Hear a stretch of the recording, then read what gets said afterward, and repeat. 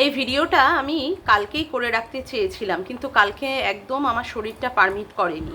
পল্লবী আমার মুখ চোখ দেখে কিছুটা বুঝতে পেরেছিল এবং জিজ্ঞাসা করেছিল যে দিদি তোমার কি শরীর খারাপ। হ্যাঁ রে পল্লবী, আমার শরীরটা খারাপ বলতে আমার রাত্রের বেলা করে কদিন ধরে ঘুমই আর হচ্ছিল না। তা গতকাল রাত্রে আমি ঘুমের ওষুধ খেয়ে তারপরে গিয়ে ঘুমিয়েছি, আজকে একটু ফ্রেশ লাগছে। যাই হোক, হঠাৎ করে এরকম একটা সমস্যা, আর আমাকে আর সমস্যা ছাড়ছে না। এই একটা সমস্যা গেলে আবার আর একটা সমস্যা এসে ঘাড়ের মধ্যে চাপে, কি আর করব বলো। যাই হোক, কালকে আমি শুয়ের ভিডিওটা দেখছিলাম, সেখানে অনেক বড় বড় ডায়লগ দিচ্ছিল, অনেক বড় বড় ভাষণ দিচ্ছিল।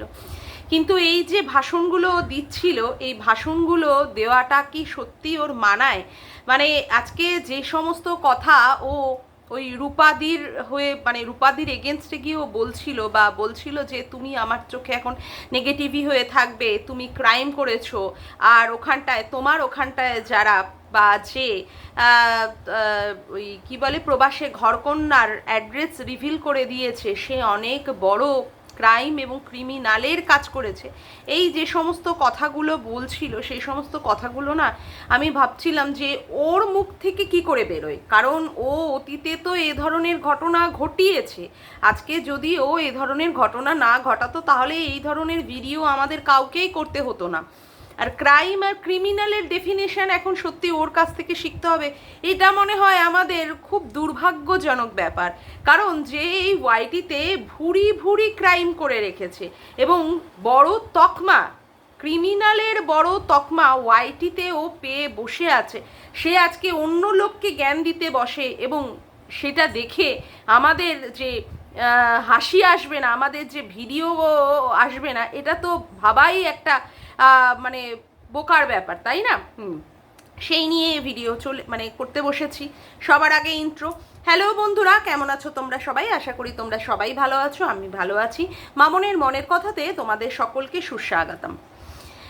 দেখুন, আমি বারংবার বলেছি যে কারোর বাচ্চা যদি সত্যি খুব অসুস্থ থাকে এবং বাচ্চাকে বাঁচানোর তাগিদ প্রত্যেকটা মায়ের মধ্যেই থাকে, এবং সেই তাগিদে বাচ্চার মায়ের কিন্তু মাথায় কাজ করে না যে কোন কাজটা করা উচিত আর কোন কাজটা করা উচিত না, কারণ তার পরিস্থিতি সেই সময়ে যেভাবে উৎপন্ন হয়, যেভাবে আসে, সেই পরিস্থিতিকে মোকাবিলা করার জন্য তখন যেন তেন প্রকারে সেইখান থেকে যুদ্ধে জয় করার জন্য তখন কিন্তু মায়েরা মরিয়া হয়ে ওঠে। তার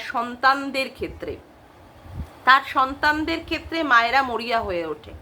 হ্যাঁ, আমি বলছি না যে আজকে যে রূপাদি, মানে রিমি রূপার চ্যানেলের যিনি ওনার, রূপাদি মানে মেইন যে ওনার, তিনি প্রবাসে ঘরকন্যার বাড়িতে গেছেন বা তার ওখানে অ্যাড্রেস রিভিল করেছে, অ্যাড্রেস কেউ লিখেছে কমেন্টে, বা তিনি গেছেন গিয়ে উনি যে ঠিক কাজ করেছেন, না, এই কথাটা আমি বলতে পারবো না।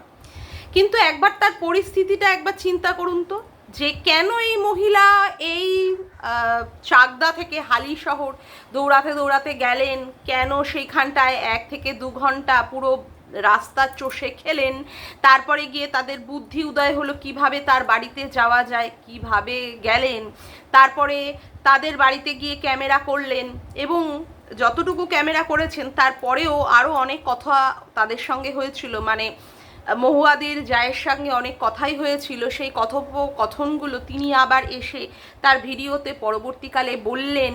এই যে বিষয়গুলো যে সত্যি উনি ঠিক করেছেন, না, সেগুলো সবই ঠিক নয়। কারণ এখানে কারোর অ্যাড্রেস রিভিল বলুন, এখানে কারোর ফোন নাম্বার রিভিল বলুন, উইদাউট, মানে যার ফোন নাম্বার এখানে রিভিল করা হচ্ছে বা যার অ্যাড্রেস রিভিল করা হচ্ছে তার পারমিশন ব্যতীত এখানে এই ধরনের কাজ করা অবশ্যই উচিত নয়, এটা ঠিক নয়। কিন্তু একটা মায়ের অবস্থাটা ভাবুন তো, যে তার সন্তানকে তাকে বাঁচাতে হবে, তার সন্তানকে তাকে সুস্থ রাখতে হবে পৃথিবীতে, যাতে করে তার সন্তান দীর্ঘায়ু হোক। এই ধরনের মনোভাব নিয়ে যে মাটা কাজ করছে, তাকে কি সত্যি ক্রিমিনালের আন্ডারে ফেলা যায় বা তাকে কি ক্রাইমের আন্ডারে ফেলা যায়?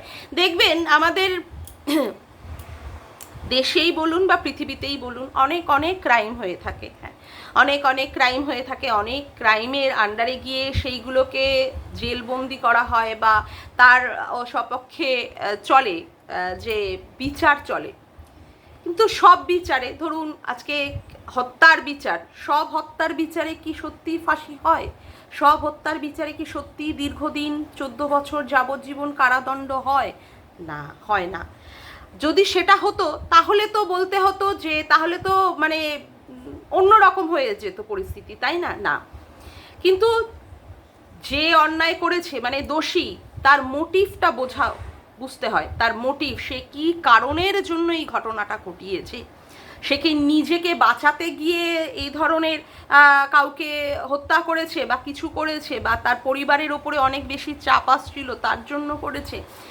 অ্যাটলিস্ট তার মোটিভটা বুঝতে হয় যে হ্যাঁ কি কারণের জন্য করেছে। দেখবেন তারপরে কিন্তু সেই যে দোষী, সেই দোষীর কিন্তু বিচার হয়, সেই দোষীর বিচার হয়। আজকে যে রূপাদি এই যে ওইখানেই গেছেন মানে প্রবাসে ঘরকন্যার বাড়িতে, তখন তার মনে হচ্ছিল যে আমি যদি একবার প্রবাসে ঘরকন্যার সঙ্গে যদি দেখা করে নিতে পারি তাহলে হয়তো আমি অনেক বড় অ্যাচিভমেন্ট পেয়ে যাব, হয়তো বা আমার ভিডিও সে তার কমিউনিটিতে দেবে, তার কমিউনিটিতে পেলে অনেক অনেক লাখে লাখে লোক রিমির উপাধিকে দেখবে, তারপরে তার মেয়েকে সাহায্য করবে পুরো ভিডিও ফুল ওয়াচ করে, বা যদি রিমির উপাধির অর্থের দরকার হয় তারাও অর্থের মাধ্যমে রিমির উপাধিকে রূপাদিকে সাহায্য করবে। এই ধরনের একটা মনোভাব নিয়ে তিনি গিয়েছিলেন একটা, তার মনে হয়েছে, কারণ সেই রকম পরিস্থিতিতে কি করবে, কিভাবে বাঁচাবে, তার মাথায় সেই সময় খেলছিল না বলে সেই ধরনের পরিস্থিতির মধ্যে সে গেছে বা করেছে কাজটা। কিন্তু সত্যি কি আমরা তাকে ক্রিমিনাল, বা সত্যি কি আমরা সে যে বিশাল বড় ক্রাইম করেছে এই রকমের কথা বলতে পারবো?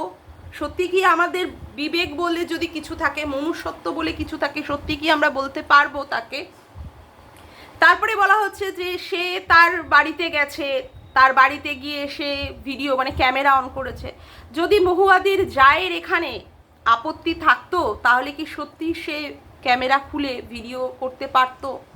আর তারপরেও যতটুকু দেখিয়েছে তারপরেও মহুয়াদির জায়ের সাথে রূপাদির কথাবার্তা হয়েছে, এবং সেইগুলো পরবর্তীকালে এসে রূপাদি তার বাড়িতে ফিরে তারপরে আমাদের কাছে বলেছে।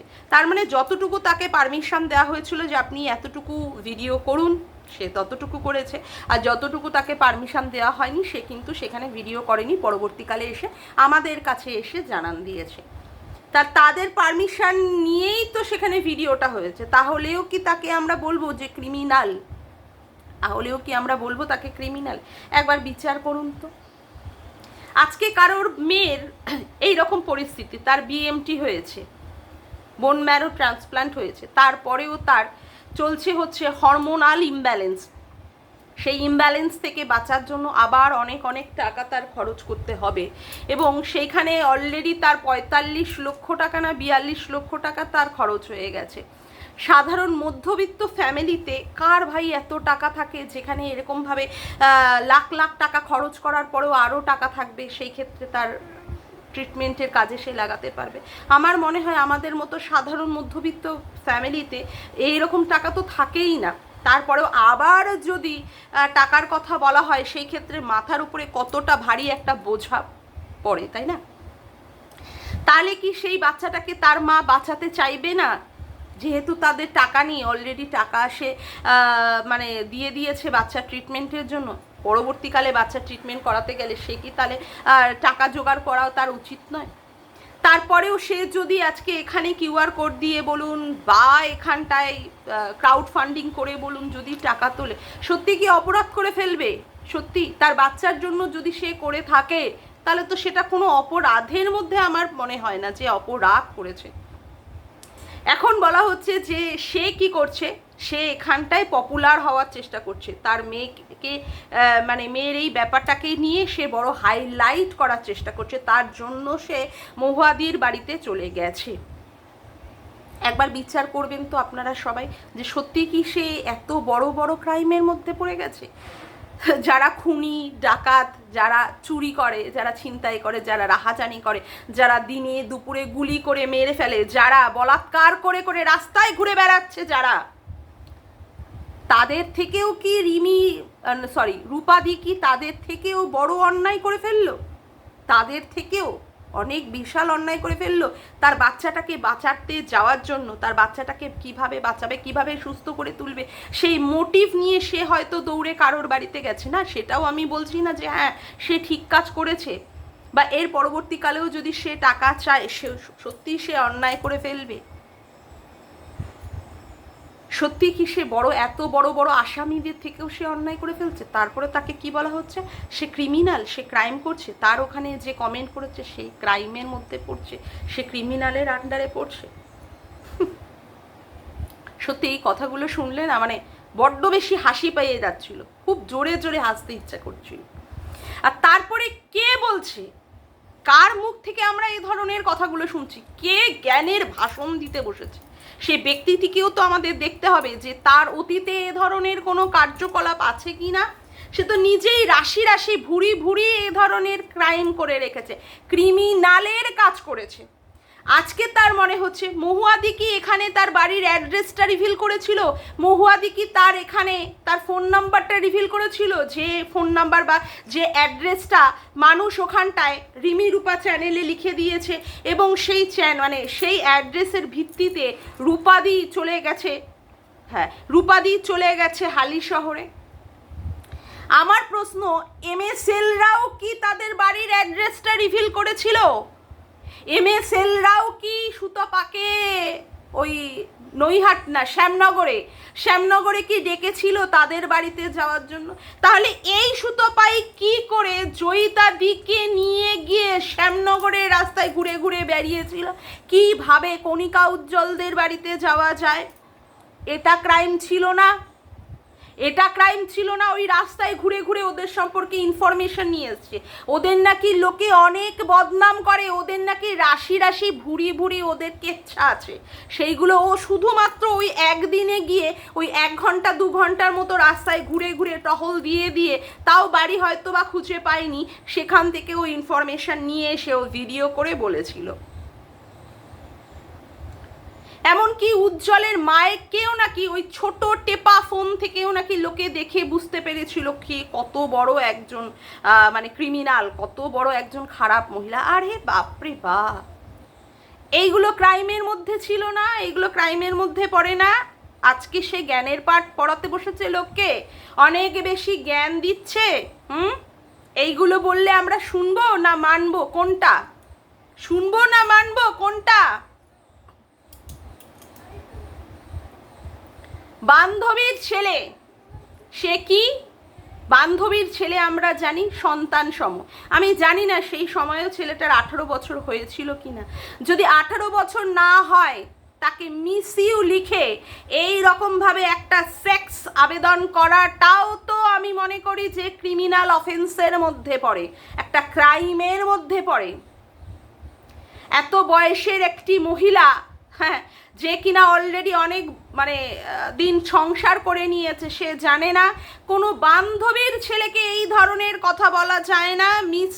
মিস ইউ কথাটার মানে কি, আক্ষরিকগত অর্থ কি হয়?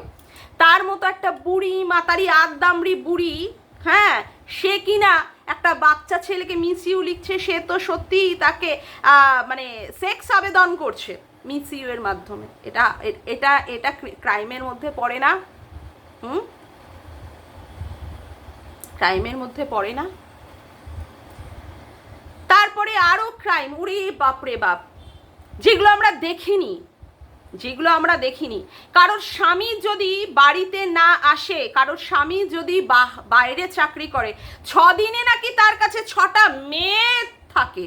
বাহ, সে কি দেখেছিল 6 দিনে 6টা মেয়ে তার সঙ্গে রঙ্গলীলা অমুক লীলা করছে?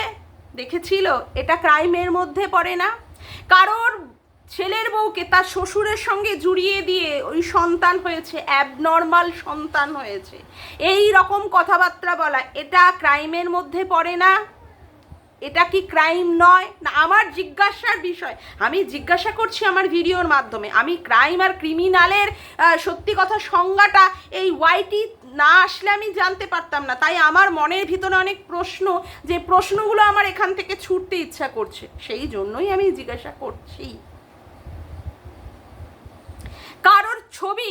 কারোর ছবি একটা পর্ন সাইটে দেখা গেছে, তাও আবার কি ছবি, তাও আবার একটা এই ধরনের ইসের মানে ইউটিউবে যে ভিডিওগুলো চলে, যেই ভিডিওগুলো মানে কন্ট্রোভার্সিয়াল ভিডিওগুলো চলে, সেই ভিডিও কোথাও একটা হয়তো পর্ন সাইটে দেখা গেছে।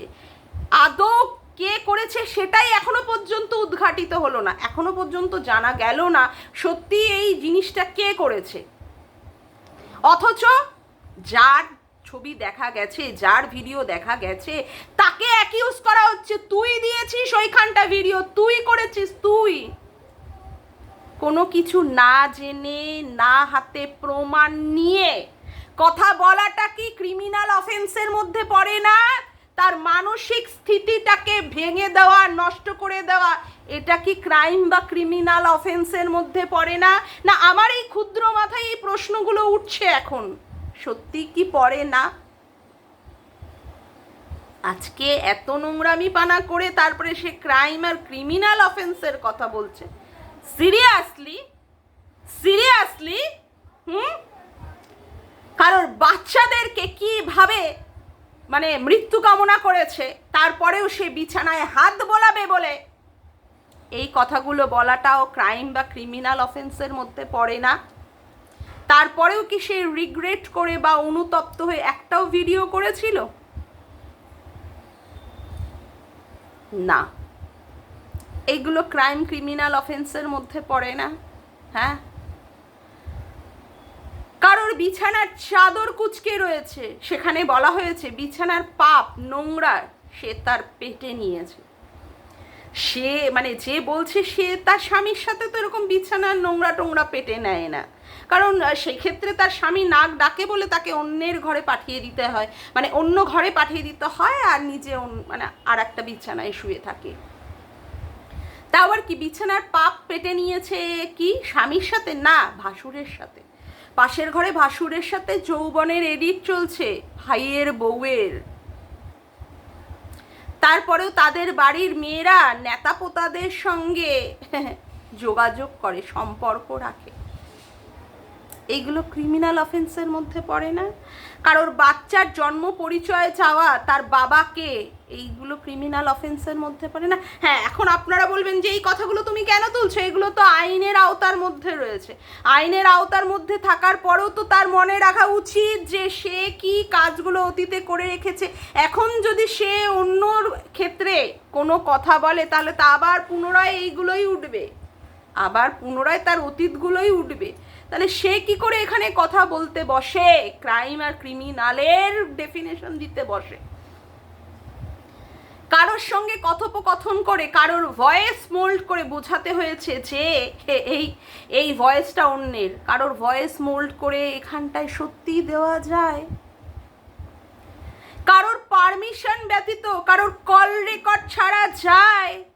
তার ফোনে অটো কল রেকর্ড হয়, ঠিক আছে, কিন্তু তারপরেও তার পারমিশন ছাড়াও এখানে অটো কল মানে রেকর্ডটাকে চালিয়ে দেওয়া যায় আমার ভিডিওর স্বার্থে। আরে নিকুচি করেছে অমন ভিডিও, নিকুচি করে 23 মেরেছে ওরম অমন ভিডিওর মাকে মাসিমা বলেছি, অমন ভিডিওর 108। যখন যখন প্রয়োজন হয়েছে তখন লোকেদের তাদের ভয়েস এখানটায় চালিয়ে দিয়েছে। তাদের থেকে পারমিশন নিয়েছে কি নেয়নি সেই মানে উক্তি, তাদের থেকে স্বগত উক্তি আমাদের কাছে শুনিয়েছে যে হ্যাঁ আমি আজকে অমুকের কল রেকর্ড চালাচ্ছি। সে বলে দিয়েছে হ্যাঁ হ্যাঁ তুমি চালাও আমার কল রেকর্ডটা, এখানটায় তোমার প্রয়োজন পড়লে চালাও। এরকম স্বগত উক্তি তাদের থেকে মানে যাদের কল রেকর্ড চালিয়েছে আমরা শুনেছি না? আমরা কিন্তু শুনতে পাইনি। এইগুলো ক্রাইম বা ক্রিমিনাল অফেন্সের মধ্যে পড়ে না? যে পরকিয়া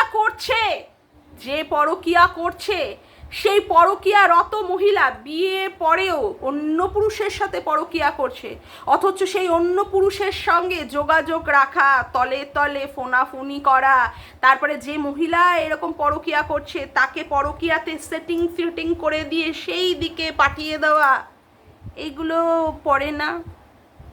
এইগুলো ক্রাইমের মধ্যে পড়ে না? হ্যাঁ, সে আজকে ডায়লগ বাজি মারছে, ভাষণ দিচ্ছে, এরকম ভাষণের না কাঁথায় আগুন। তারপরে আবার বলবে আমার ভিডিও সকাল থেকে না আসলে লোকে বসে থাকে। আরে তুই লোকের গোষ্ঠীর পিন্ডি চটকে তুই এখানে চচ্চড়ি করে লোকের মানে ই করে খাবি, আর তোকে লোকে ছেড়ে দেবে? তোকে লোকে এরকম ধূপ ধুনো দিয়ে উলু উলু উলু উলু উলু উলু করে পুজো দেবে তাই আশা করছিস? কি করে আশা করিস রে? কি করে আশা করিস? কি করে আশা করিস? তুই নিজে এখান থেকে ক্রাউড ফান্ডিং করে এই রকম ভাবে থালা সাজিয়ে নাইটি পেতে টাকা তুলেছিস। আজকে ও যদি রূপা যদি টাকা তোলে তাহলেই অন্যায়, কেউ ওকে টাকা দেবেন না কেন? টাকা তোলার একমাত্র অধিকারী তুই।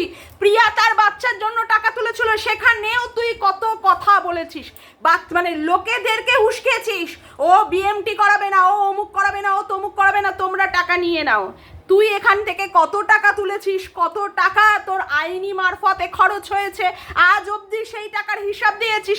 সেই টাকা দিয়ে তো তুই আইনের কতটা খরচ করেছিস জানি না, সেই টাকা দিয়ে তো তুই আজকে বাড়ি সাজাচ্ছিস, দোকান নিচ্ছিস, আজকে আইফোন কিনছিস, আজকে অমুক কিনছিস করে করে লোকের টাকার পুরো সর্বনাশ করে দিয়েছিস।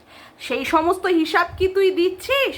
তুই লোককে জ্ঞান দিতে বসে যাস, লোককে ভাষণ দিতে বসে যাস। তাই বলবো, ভাষণ দেওয়ার আগে মানে তুই যে সমস্ত কৃতকর্মগুলো করেছিস সেইগুলো আগে মনে করে দেখবি, সেইগুলো আগে মনে রাখবি, তারপরে এসে উগলাতে বসবি, তোর ভাষণের পাঠ পড়াতে আসবি, তোর ভাষণের গীতার বাণী এখানে ঝাড়তে আসবি। বুঝতে পেরেছিস? অসভ্য মহিলা কোথাকারে। রিমি রূপা চ্যানেলটার নাম, শালা কে রিমি আর কে রূপা? তুই যখন হ্যালো হ্যালো করে ফোন করেছিস তারপরেও জানিস না শালা মেয়ের নাম কি আর মায়ের নাম কি? তারপরে লোককে বলছিস যাও তোমরা জিজ্ঞেসে করে নাও ওনার কাছে যে আমার সঙ্গে কথা হয়েছিল কি হয়নি। তাহলে যদি কথা হয়ে থাকেই তাহলে কে রিমি, মায়ের নাম কি আর মেয়ের নাম কি সেইটাই জানো না? সেইটাই জানো না? করছি কি তুমি কিচ্ছু জানো না? তাহলে জানো না যখন এখানে ভিডিও করতে বসো কেন? ভারতের পতাকার কি রং তাই নাকি তুমি এখানে মনে রাখতে পারতে না? কি মাথা, কি ব্রেন! শুধু ব্রেনটা তৈরি হচ্ছে লোকের শুধু পিন্ডি চটকানোর জন্য, কন্ট্রোভার্সি করে করে পুরো লোকের পিন্ডির চটকানোর জন্য। কোনো ভালো কাজে তো কোনো কাজে দেখি না যে হ্যাঁ একটা ভালো কাজে সেই তোমার ব্রেন বা বুদ্ধি কাজে লাগিয়েছো। না না না না না, সেই দিক থেকে তুমি একদম অসমর্থ, বিগ জিরো। গেরুয়া, সাদা, সবুজ এই কালারই তোমার মনে থাকে না, জিএসএস করে তোমার মনে রাখতে হয়। তাহলে এসএস এর মধ্যেও তো কনফিউশন হয়ে যেতে পারে, তাই না?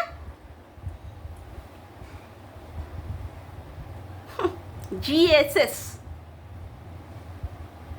কি অবস্থা! আর বড় বড় ডায়লগ দিতে বসেছে। কালকে থেকেই আমি ভাবছিলাম যে এই রকম ভাবে আমি একটা ভিডিও করব। অসভ্য কোথাকারে, ক্রাইম আর ক্রিমিনালের পাঠ পড়াতে বসেছে। দীপ্তিদির আগে চ্যানেলে 3-3টে স্ট্রাইক মেরে কেন দীপ্তিদির চ্যানেলটাকে উড়িয়ে দিয়েছিলিস? বলবি যে মেল ক্রিয়েটার বলেছে, তোকে বললই আর তুই করবি? তোর কোনো মাথায় বোধ বুদ্ধি নেই? অসভ্য, বাজে, ফালতু মহিলা কোথাকারে, নাটক করতে বসেছো, নাটক। জ্ঞান দিবি না, একদম ভাষণ দিবি না। যে কাজ যে অন্যায় তুই করে রেখেছিস তারপরে তুই অন্য লোকের ক্ষেত্রে এই কথাগুলো বলতে বসবি না, বুঝতে পারছিস?